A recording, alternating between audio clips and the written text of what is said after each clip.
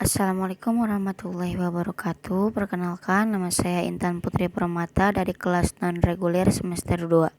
Di sini saya akan mereview materi pertemuan ke-6 mata kuliah Hukum Pidana oleh dosen Profesor Dr. Hajah Heni Nuraini SHMH beserta asisten dosen yaitu Dr.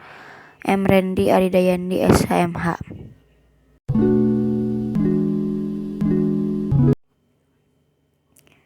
Metode pembaharuan KUHP.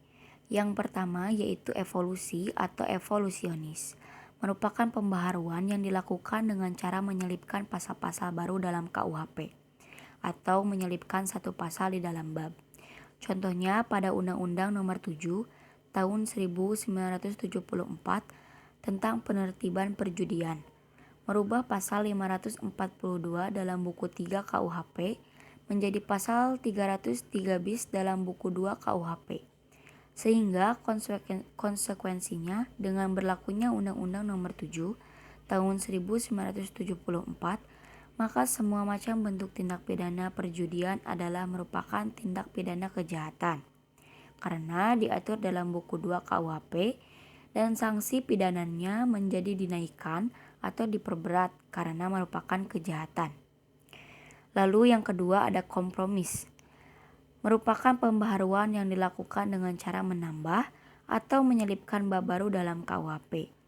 Jadi, apabila ada aturan, cukup dengan cara menambah atau menyelipkan saja, atau menyelipkan lebih dari satu pasal di dalam bab.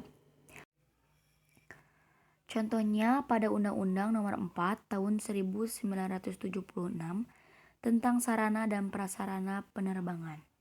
Melalui undang-undang ini menambah bab baru dalam KUHP yaitu bab 29A dalam buku 2 pasal 479 huruf A sampai dengan pasal 479R. Pasal yang penting untuk diingat adalah pasal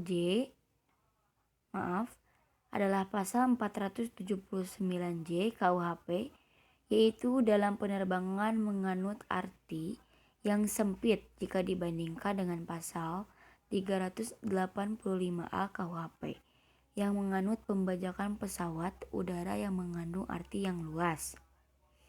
Lalu, yang ketiga ada metode global. Metode ini merupakan pembaharuan hukum pidana yang dilakukan secara keseluruhan, baik hukum pidana material maupun hukum pidana formil.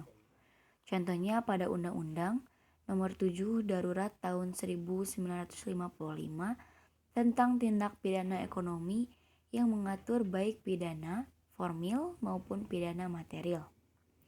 Selanjutnya ke periodisasi pembaharuan KUHP.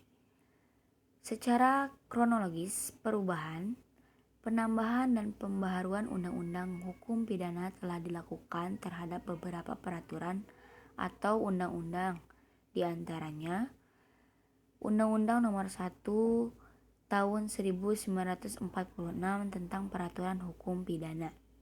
Yang kedua, Undang-Undang Nomor 20 Tahun 1946 tentang hukuman tutupan.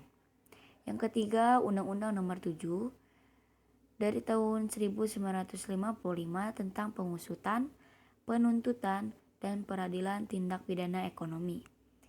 Yang keempat, Undang-Undang Nomor 1 Tahun 1960 tentang perubahan KUHP. Yang kelima, Undang-Undang Nomor 7 Tahun 1974 tentang penertiban perjudian. Yang keenam, Undang-Undang Nomor 27 Tahun 1999 tentang perubahan KUHP yang berkaitan dengan kejahatan terhadap keamanan negara. Dan yang terakhir, ada pada Undang-Undang Nomor 31 Tahun 1999 Yungto Undang-Undang Nomor 20 Tahun 2001 tentang tindak pidana korupsi. Jadi, sekian mungkin yang bisa saya sampaikan. Wassalamualaikum warahmatullahi wabarakatuh.